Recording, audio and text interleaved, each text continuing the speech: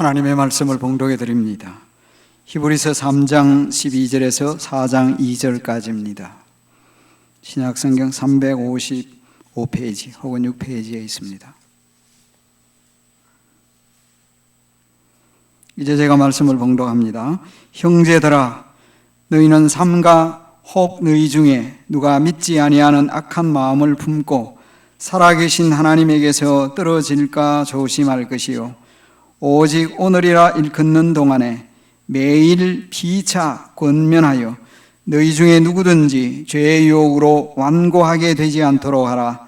우리가 시작할 때 확신한 것을 끝까지 견고히 잡고 있으면 그리스도와 함께 참여한 자가 되리라. 성경에 일러서되 오늘 너희가 그의 음성을 듣거든 경노하시게 하던 것 같이 너희 마음을 완고하게 하지 말라 하였으니, 듣고 경노하시게 하던 자가 누구냐? 모세를 따라 애굽에서 나온 모든 사람이 아니냐? 또 하나님이 40년 동안 누구에게 노하셨느냐? 그들의 시체가 광야에 엎드러진 범죄한 자들에게가 아니냐? 또 하나님이 누구에게 맹세하사 그의 안식에 들어오지 못하리라 하셨느냐?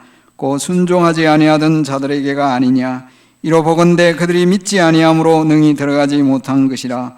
그러므로 우리는 두려워할지니 그의 안식에 들어갈 약속이 남아 있을지라도 너희 중에는 혹 이르지 못할 자가 있을까 함이라. 그들과 같이 우리도 복음 전함을 받은 자이나 들은 바 그 말씀이 그들에게 유익하지 못한 것은 듣는 자가 믿음과 결부시키지 아니함이라. 아멘. 기도드립니다. 하나님, 찬양대의 찬양을 받으신 줄 믿습니다. 우리의 범사의 입으로, 삶으로 오로지 하나님께만 영광 돌리기 원합니다. 하나님, 연약한 것을 오늘 또 세워주셔서 말씀 전하게 하셨으니 감사할 뿐입니다. 세우실 때마다 주님 도와주셔서 주의 백성들에게 주의 말씀 바로 증언하도록 저를 도와주옵소서. 예수님 이름으로 기도합니다. 아멘. 시골에서 논이나 밭에서 열심히 땀을 흘리고, 시골에 계셨던 분들은 기억하실 거예요. 새참이라고 해서 잠을 드시죠. 시원한 그늘나무 아래서 혹은 점심 식사를 하게 되는데, 그 시간이 꿀맛 같은 쉼의 시간입니다. 그 쉼은 일에 얻은 일로부터 얻은 만족감 때문에 평안과 기쁨의 쉼입니다. 하나님께서 천지 창조를 완성하시고 일곱째 날에 쉬셨다고 창세기에서 기록하고 있죠. 하나님이 만드신 우주 만물을 보셨을 때 마지막 날, 즉 사람을 다 지으시고 난 뒤에 보시기에 심히 좋았더라 하셨습니다. 하나님 보시기에 심히 좋았다는 것은 완전한 것을 말합니다. 완벽한 것. 그리고 하나님이 심히 만족하셨다는 뜻이죠. 그래서 그 만족의 표시로 일곱째 날에 쉬셨다라고 할 수 있습니다. 인간도 자신이 해야 할 일들을 다 잘 마치고 난 뒤에 동일하게 만족을 느끼며 쉬게 하신 것입니다. 이제 그래서 그 날을 안식이라 표현하죠. 이후에 모세를 통해서 이 출애굽기 19장이나 신명기 5장에서 안식을 말씀하셨는데, 그 안식의 근거가 하나님이 창조하신 창조 안식의 근거를 두고 있었다. 물론 구속 사건을 두고 한 말씀이기도 합니다만은, 이렇게 인간도 자신이 할 일을 마치고 난 뒤에 쉬게 하신 거예요. 그래서 안식은 이 하나님이 주신 원래 누렸던 하나님 안식입니다. God's rest, creation rest 또는 original rest, 원형 안식, 창조 안식, 하나님의 안식이라 부를 수 있습니다. 같은 안식인데 그렇게 부를 수 있는 거죠. 그래서 예수님 당시의 사람들에게 사람이 안식일을 위하여 있는 것이 아니고 안식일이 사람 위하여 있다 말씀하셨죠. 쉬라는 말씀이었습니다. 하나님이 쉬신 것처럼 쉬라는 말씀이었습니다. 오늘은 제가 두 번째 시간으로 가나안 안식, 제목이 가나안 안식입니다. The Canaan Rest 대해서 말씀을 드리겠습니다. 우선 가나안 안식이라는 말이 무슨 뜻인지를 성경을 통해서 말씀을 드리죠. 이 가나안 안식은 하나님이 약속하신 약속의 땅을 가리켰습니다. 약속의 땅 가나안입니다. The Promised Land. 하나님이 약속하신 그 땅 자체를 가나안 안식이라 불렀던 거예요. 여러분, 하나님이 누렸던 안식, 즉 하나님의 안식이나 창조 안식, 원형 안식은 장소의 개념이 아니고 상태를 가리켰습니다. 그래서 하나님이 창조 사역을 다 완성하시고 안식하셨다는 것은 장소 개념이 아니고 어떤 상태를 가리킵니다. 하나님이 그 안식을 사람이 누리기를 원하셨죠. 그러니까 내가 누리는 이 안식을 너희들도 누리라 하신 것입니다. 그런데 그 안식을 첫사람 아담은 그들의 불신앙과 불순종으로 말미암아 잃어버립니다.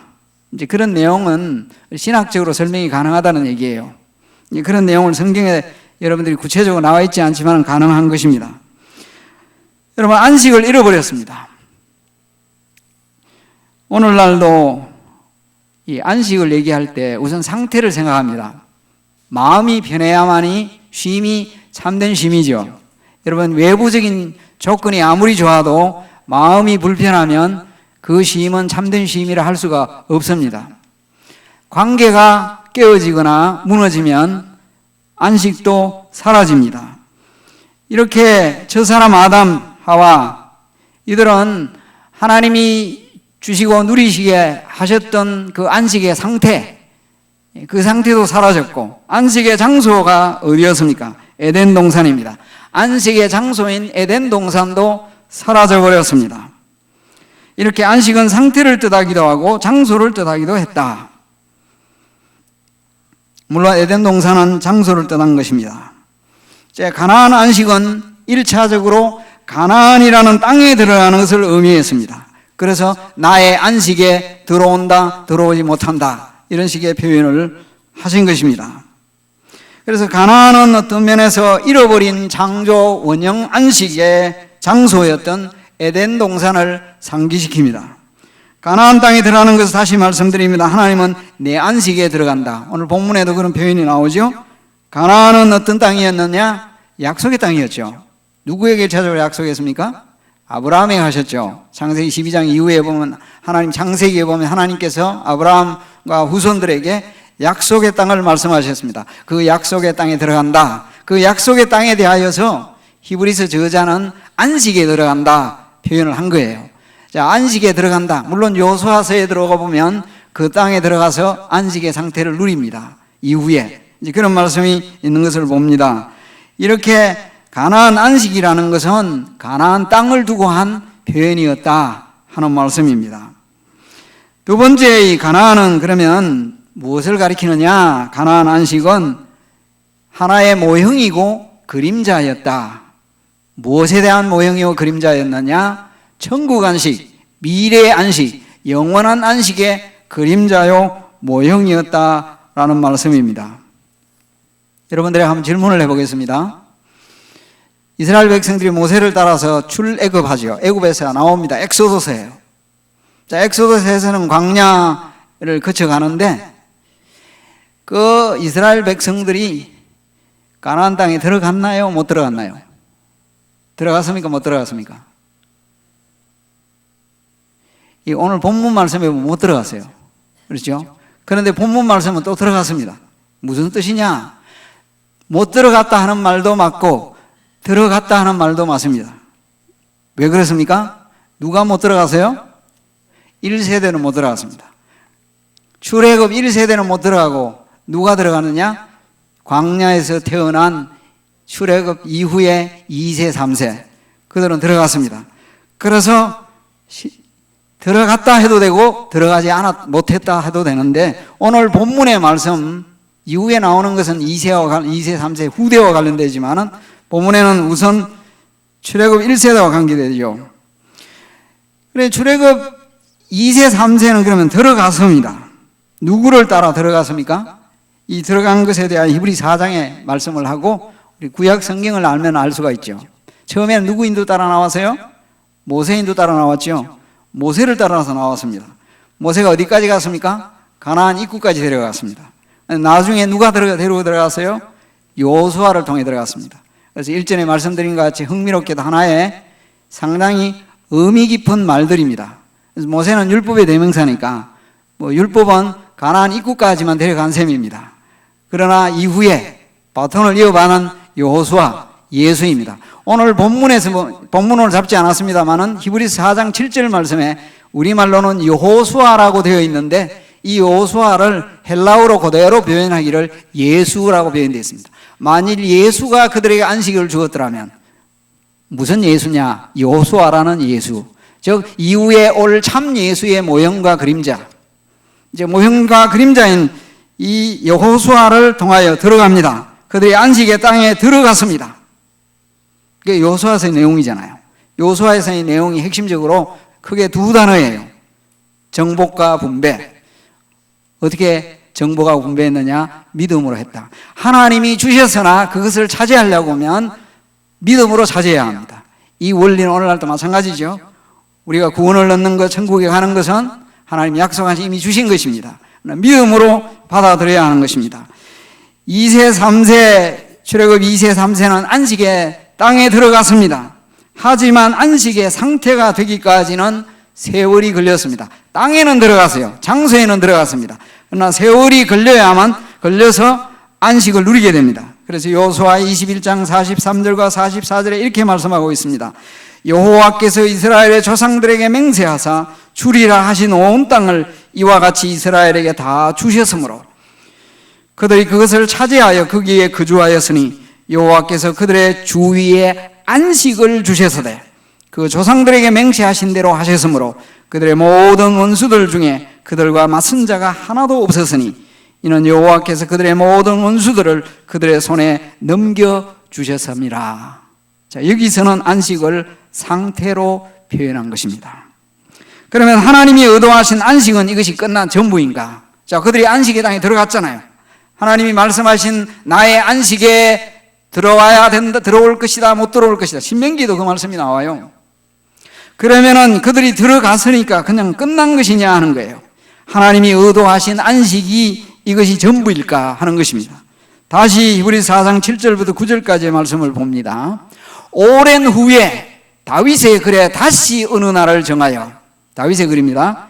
이건 시편 95편을 두고 히브리서 3장과 4장에서는 히브리서 저자가 이 말씀을 계속 인용합니다. 몇 차례나 인용합니다.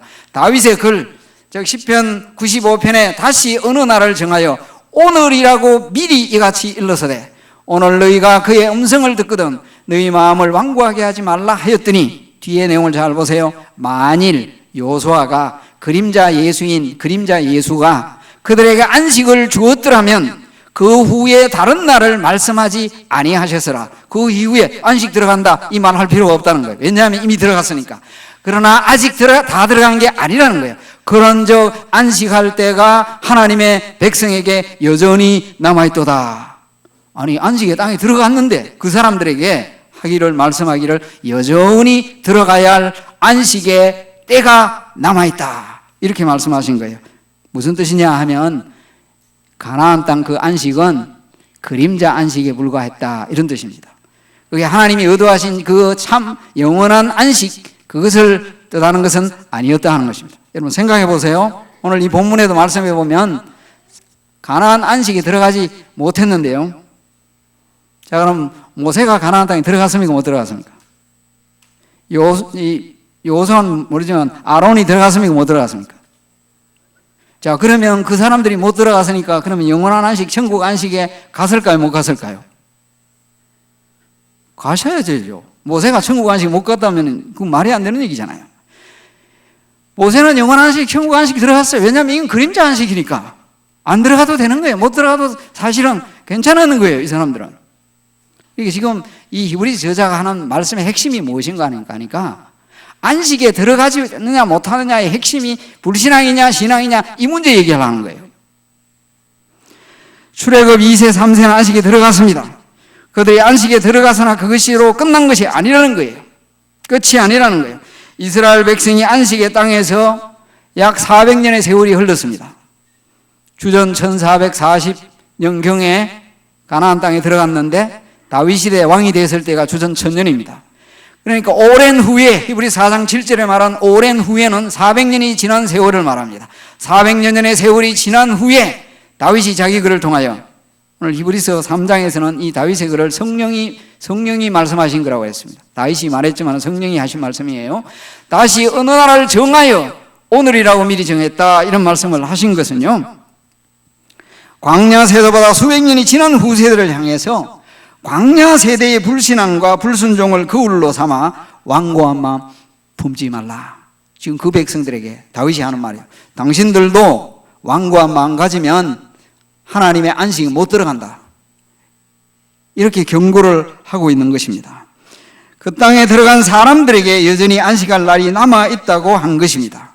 왜냐하면 그 안식이 모형 안식, 그림자 안식에 불과했기 때문입니다. 성도 여러분, 하나님의 백성에 남아있는 안식은 하나님 안식, 자신의 안식에 참여하는 안식, 즉 원래 하나님이 창조 사역 마치고 난 뒤에 누리셨던 그 안식, 원형 안식, 그런데 미래에 이루어질 안식입니다. 그러면 히브리서에서는 하나님 백성에 남아있는 안식은 어떤 안식이냐? 히브리서 11장을 잘 생각해 보세요. 거기에서 신자들이 상속할 안식을 가리켜 하늘에 있는 더 나은 본향이라 했습니다. 하늘에 있는 더 나은 본향, 하나님께서 지으시는 도성이라고 했습니다. 장소입니다. 동시에 그곳에 누리는 안식입니다. 그래서 영원한 안식이요 천국 안식이 있다라는 것입니다. 그래서 히브리 저자는 히브리 11장에도 아브라함도 그 후손도 하나님이 주시는 약속의 땅에 들어갔지만 천막치고 살았다. 왜냐하면 영원한 도성을 내다보았기 때문에. 구약의 이스라엘 백성들도 그림자 안식에 남아있지 않고 영원한 도성을 내다보았다는 것입니다.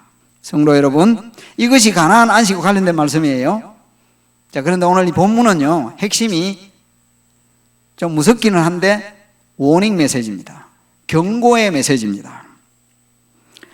1세대는 안식에 못 들어갔습니다. 안식에 들어간 그 후세대를 향하여 또한 경고합니다. 들어가지 못한 1세대를 거울로 삼았어요. 그러면 출애굽 1세대가 왜 그 약속의 땅에 못 들어갔습니까? 안식에 들어가지 왜 못 들어갔습니까? 18절 말씀에 잘 나와 있습니다. 또 하나님이 누구에게 맹세하사 그의 안식에 들어오지 못하리라 하셨느냐? 그 순종하지 아니하는 자들에게가 아니냐? 불순종해서 못 들어갔다는 거예요. 이어서 나온 말씀입니다. 이어서 하는 말씀에 보면 그 순종하지 아니하는 자들에게 아니냐? 이로보건대 그들이 믿지 아니함으로 능히 들어가지 못한 것이라. 뭐 때문에 못 들어갔다고요? 불신앙 때문에, 불순종 때문에. 그들이 가나안 안식, 그림자 안식에 못 들어가는 것도 왜 못 들어갔느냐? 불신앙과 불순종 때문이다. 물론 모세의 경우에는 예외이죠. 하나님이 물론 하나님 앞에서도 또 하나님의 거룩함을 나타내지 못한 부분이 있지만, 불신앙과 불순종은 동전의 양면과 같습니다. 불신앙이 곧 불순종이요, 불순종이 곧 불신앙입니다. 저와 여러분이 하나님 말씀에 순종한다는 것은 믿음이 있다는 증거입니다. 믿음이 있다고 하면서 순종하지 않는다는 것은 믿음이 없다는 말입니다. 말만 믿음이 있다는 얘기입니다. 그래서 신앙과 순종은 같은 것이요, 불신앙과 불순종은 같은 것입니다. 히브리 저자는 그런 식으로 표현하고 있습니다. 이스라엘 백성들이 그러면 약속의 땅 안식에 들어가지 못한 것에 대하여서 조금 더 살펴보면요, 16절 말씀에 이렇게 말합니다. 15절에 나오는 것은, 이 내용은 이제 말씀드린 바와 같이 시편 95편인데 성경에 일러서되 15절에 되어 있지만 성경이라는 말 표현은 실제로는 없어요. 그냥 성경이라는 말을 그냥 알기 쉽게 기록된 것에 의하면 그런 식으로 했는데 그게 성경이죠. 물론 16절에 보면 듣고 경노하시되 하는 자가 누구냐? 모세를 따라 애굽에서 나온 모든 사람이 아니냐? 모세 따라 출애굽한 세대입니다. 이 출애굽한 세대가 못 들어간다. 모세 따라 나왔다는 말 한마디만 잘 생각해 보세요. 모세 따라 나왔을 때 그들은 어떤 경험을 했어요? 엄청난 경험을 했습니다. 과거 전무후무한 기적을 체험한 사람들입니다. 출애굽 1세대가 어떤 사람들이라고요? 전무후무한, 이스라엘 역사 가운데 전무후무한 기적을 체험한 사람들이에요. 10가지 재앙을 다 보았습니다. 또한 홍해를 육지같이 건넜습니다. 엄청난 것을 경험했습니다. 여러분 성경을 읽으면서 생각해 보세요. 기적을 많이 경험한다고 해서 믿음이 항상 들어가는 건 아닙니다. 하나님의 놀라운 은혜를 경험하고도 다 버릴 수 있습니다. 굉장한 것을 경험해도 아무 소용이 없을 수 있습니다. 그래서 예수님도 그렇게 하시죠. 예수님이 기적 많이 행하셨잖아요. 이후에 다 예수님 버리고 떠나갔죠. 기적이요, 믿음을 꼭 보장하는 건 아닙니다. 이렇게 굉장한 놀라운 은혜와 기적을 경험한 사람들입니다. 그들은 억지로 나온 사람들이 아니에요.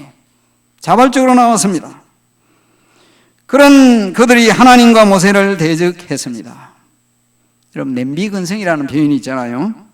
신앙생활에 냄비근성이 있습니다. 냄비처럼 뜨겁게 막 달아옵니다. 쉽게 달아올라요. 하다만 또 쉽게 식어버립니다. 그래서 은혜를 받을 때에는 마치 천국에서 사는 사람처럼 말을 하던 사람도 어느 순간 갑자기 지옥 백성처럼 바뀌어버립니다. 이것이 광야 생활하던 이스라엘 백성의 모습이었으며 우리 모습이 아닌지 모르겠습니다. 출애굽 1세대는 하나님의 음성을 듣고도 그 마음을 완고하게 했습니다. 돌처럼 딱딱하게 했어요. 히브리 저자는 이 다윗의 시편 95편을 인용하면서 이스라엘 백성들이 하나님을 불신하고 시험했던 광야 세대에 언급하면서 말씀한 거예요. 이 광야 세대 여러분, 굶어 죽을까 염려해서 하나님을 원망했습니다. 대적했습니다. 목말라 죽을 것이 두려워서 하나님 거역했습니다. 먹고 싶은 음식을 먹어야 하는데 먹지 못해서 하나님 대적했습니다. 하나님께서 가나안 땅을 그들에게 주신다고, 이미 주셨다고 수없이 말씀하셨는데 믿지 않았습니다. 안식에 들어가지 못했죠. 이렇게 그들이 안식에, 가나안 안식에 들어가지 못한 것은 신약 시대의 우리들에게 거울이요 경고입니다. 그래서 다윗이 자기 시대의 사람들에게 하신 말씀 하셨고요, 천년의 세월이 지나고 난 뒤에 히브리서 저자가 그의 독자들에게 동일한 말씀을 하는 거예요. 다윗 시대에 하신 말씀을 히브리서 저자가 다시 그 말씀을 상기시키면서 그 시대 사람들에게 말씀하는데, 그 말씀을 2000년의 세월이 지난 이 시간에 제가 그 말씀 가지고 저와 여러분들에게 말씀을 전하고 있는 것입니다.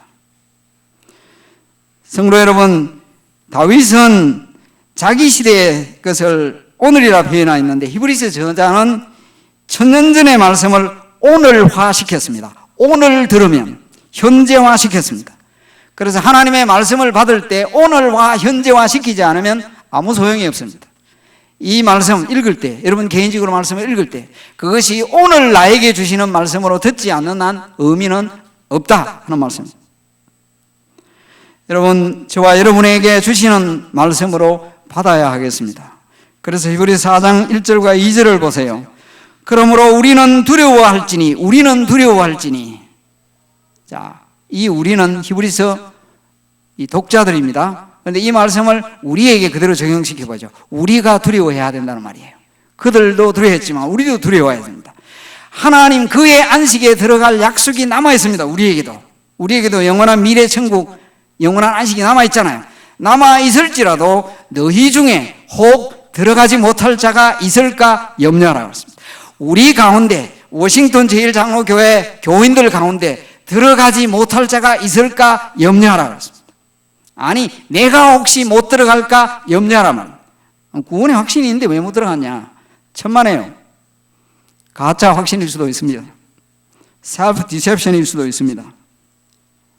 아무리 그 들은 말씀을 믿음과 들어도 믿음과 결부시키지 않으면 하나님의 그 영원한 안식에 들어갈 수 없습니다. 그래서 마음이 완고해지지 말라 한 거예요. 마음을 살펴야 합니다. 이 가시철망병이라는 좀 특이한 병이 있었는데, 바베드 와이어 시크니스라는 특이한 병, 가시철망병. 이 병이 발견된 것은 세계대전이 끝나고 난 뒤라고 하는데요, 전쟁터에서 돌아온 병사들을 진료하던 군의관들에게서 이 병을 발견했습니다. 병의 증상은 아주 단순했습니다. 병에 걸린 병사들은 기분이 매우 침체되어 있고 극도의 식욕부진 현상을 보였습니다. 어떤 재활이나 운동도 거부하며 침대에만 누워있으려 했습니다. 우울증과 매우 비슷했지만 우울증은 아니라는 거예요. 나중에 밝혀진 바로는 전쟁 중에 적군이 천홍 가시철망을 지나던 병사들에게만 이 병이 발생했대요. 한 가지 신기한 것은 가시철망을 완전히 지났던 병사들에게는요, 다시 전투에 참여한 병사에 이 병이 생기지 않았대요. 지나가고 전투에 참여했으면. 그런데 중간에 철망에 갇혀 구조가 되거나 전투를 포기한 병사에게만 이 병의 증상이 나타났다는 것입니다. 일종의 마음의 병이죠. 여러분, 모든 병은 마음과 관련되어 있습니다. 그리고 또 심지어 마음의 병이 들면 참 고치기 힘들죠. 이스라엘 백성들은 이미 출애굽을 했지만 그들의 마음은 여전히 노예의 마음이었습니다. 이집트의 노예 근성에서 벗어나지 못하고 있었습니다. 과거에 그대로 머물러 있었습니다. 수십 년 예수를 믿어도 수십 년 전에 그 상태에 머물러 있을 수 있다. 제가 성경 공부하는 교재 선 목사님이 그랬습니다. 교회는 왜 50년 동안 다녔는데도 달라지는 게 하나도 없느냐. 세상에서는 그야말로 이념교육, 소위 말하는 이념교육 있잖아요. 주체 사상을 6개월만 시켜도 인간이 달라버린대. 브레인와시가 일어나 버리는데, 다른 거 훈련 2단에 들어가도 금방 바뀌어 버리는데, 어떻게 교회에서는 50년 동안 했는데 사람이 하나도 안 달라지느냐. 너무 이상하다. 마음이 여전히 옛날 그 상태에 머물러 있어서 그랬습니다. 자기도 몰라요. 스스로는 모르는 겁니다. 우리가 다 어리석으세요. 죄의 유혹을 받아 마음이 병든 상태에 있는 거예요. 그래서 죄의 유혹을 받아 여러분의 마음이 완고해지지 않기를 바랍니다. 불신앙과 불순종으로 여러분이 영원한 안식, 천국 안식에 들어가지 못할까 두려워해야 합니다. 나 괜찮아? 생각하지 마십시오. 괜찮은 사람은 아무도 없습니다. 이 경고의 메시지는 누구에게나 해당됩니다. 저는 히브리서 저자의 메시지를 합니다. 목사님 신학 이상한 얘기 했네. 그렇게 얘기하면 안 돼요. 히브리 저자는 분명히 그렇게 말합니다. 내가 받아야 합니다. 마음을 완악하게 하지 말고 믿음과 순종으로 반응해야 합니다. 이 경고는 오늘 받아야 합니다. 내일로 미루어서는 안 됩니다. 오늘이라 말했습니다. 오늘. 이 경고로 피차 권면해야 합니다. 이 13절 말씀 보세요. 오직 오늘이라 일컫는 동안에, 현재 상태, 지금 오늘 7월 28일 오늘이라 일컫는 그 기간 동안에, 아니 물론 오늘은 어느 특정한 현재의 긴 상태를 두고 하는 표현입니다만 매일입니다. 매일. 오늘뿐만 아니라 내일도 매일입니다. 피차라고 했습니다. 피차는 뭡니까? 나도 여러분도 저도 서로 어느 한 대상만 아니에요. 서로 모든 피차 뭐 하라고요? 권면하라. 그래서 너희 중에 누구든지라고 했습니다. 죄의 유혹으로 완고하게 되지 않도록 하라. 그래서 혼자만 잘하면 된다 생각하지 말라는 거예요. 종말의 날이 가까워질수록 상호 피차 신앙생활 격려하라. 이거 히브리서 10장에도 나와 있는 말씀이죠. 또 시작을 잘했으니 안심해도 된다고 착각하지 마십시오. 끝까지 견고하게 잡아야 합니다. 14절에 그렇게 했습니다. 우리가 시작할 때 확신한 것을 끝까지 견고히 잡으며, 그래서 히브리서의 이 핵심은 perseverance입니다. 성도의 견인입니다. 물론 성령께서 도와주셔야 합니다. 6절 말씀에 보면 우리가 소망의 확신과 자랑을 끝까지 굳게 잡고 있으면 우리는 그의 집이라. 끝까지 잡고 있지 않다는 것은 뭘 뜻하느냐? 그의 집이 아니라는 뜻입니다. 끝까지 견고하게 잡아야 된다는 말씀입니다. 성도 여러분, 하나님의 말씀은 일종의 경고문입니다. 워닝 메시지입니다. 경고를 무시하면 망합니다. 요즘 대한민국, 일본 사이에도 서로 주고받는데, 일본의 수상이 무슨 얘기를 하고 경제 문제를 얘기할 때 한국의 대통령이 경고하고 하는데 보니까, 제 생각에는 한국 대통령이 일본 수상에게 경고한다 하더라도 눈이나 깜짝하겠냐 그런 생각이 들더라고요. 왜냐하면 힘이 없잖아요. 한국이. 힘이 없는 사람이 경고해가지고 아무 소용이 없습니다. 생각해 보세요. 아무 힘 없는 사람이 경고를 한들 그거 먹고 코웃음 치죠. 그런데 진짜 힘 있는 사람이 경고하면 어떻게 해요? 정말 조심해야 되죠. 미국이 어느 작은 나라에서 경고하면 어때요? 벌벌 떨잖아요. 멕시코든지 어느 나라에 이렇게 하려고 하는데 말 들으라. 자, 세상에 이 대통령이나 어떤 사람도 경고하면 무서워하잖아요. 그런데 하나님의 말씀이 얼마나 무서운 의미한 말씀입니까? 경고의 메시지를 할 때 우리는 잘 받아야 될 것입니다. 이미 우리가 잘 아는 얘기를 한번 하겠습니다. 1945년 8월 6일 일본군의 통신센터이자 병창기지였던 히로시마에 미군은 리틀보이라는 원자폭탄을 오전 8시 15분에 투하했죠. 그러나 그 원자폭탄을 투하하기 전에 여러 번 경고 메시지 담은 전단지를 뿌렸죠. 일본 사람들에게. 핵폭탄 터지니까 히로시마에서 20km 이상 떨어진 곳으로 속히 대피하라. 수없이 비라를 뿌렸습니다. 하지만 대부분의 일본인들은 그 전단지의 내용을 무시했습니다. 그리고 히로시마에 남아있던 사람은 어떻게 됐어요? 번뜩했죠. 버섯구름이 일어나고 후폭풍이 나는데 공포심도 느끼기도 전에 죽음과 심한 부상을 당했습니다. 그래서 약 8만 명의 사람들이 바로 뻥 하는 순간에 적사했습니다. 약 7만 명의 사람들이 심한 부상을 당했습니다. 5년 뒤에 원폭 후유증으로 사망한 사람들까지 합치면 20만 명이 넘는다고 했습니다. 그 당시 그 초창기의 폭탄에 말입니다. 성경은 여러분 이와 비교할 수 없는 정도로 무시무시한 경고의 메시지를 담고 있습니다. 제가 말씀드린 것은 히브리서 책 자체가 경고의 책입니다. 5번의 경고 메시지가 있는 책이라고 했잖아요. 두 번째 경고 메시지입니다. 첫 번째 있고 그 다음에 두 번째 경고 메시지예요, 이게. 그런데 이 경고 메시지는요, 소망도 동시에 담고 있습니다. 이 경고 메시지는 협박성 메시지가 아닙니다. 소망의 메시지입니다. 안식에 들어오라 초청 메시지예요. 이스라엘 백성들이 불신앙 불순종으로 인해 안식 들어가지 못했기 때문에 그들을 반면교사로 삼으라라는 말씀입니다. 그러므로 우리는 믿음으로 순종함으로 하나님이 예비하신 약속하신 그 영원한 안식에 들어가야 합니다. 이 안식에 들어가시는 삶을 사는 저와 여러분은 광야와 같은 삶을 살아갈 때 매일매일, 오늘이라고 하는 매일매일 죄의 유혹에 넘어가지 않아야 합니다. 매일매일 하나님의 말씀을 붙들고 살아야 합니다. 할 수 있으면 매일매일 피차 권면해야 합니다. 성도 여러분, 이번 한 주간도 또 승리의 한 주간, 영적으로 승리의 인생, 승리의 광야 길이 되기를 간절히 기원합니다. 기도하겠습니다.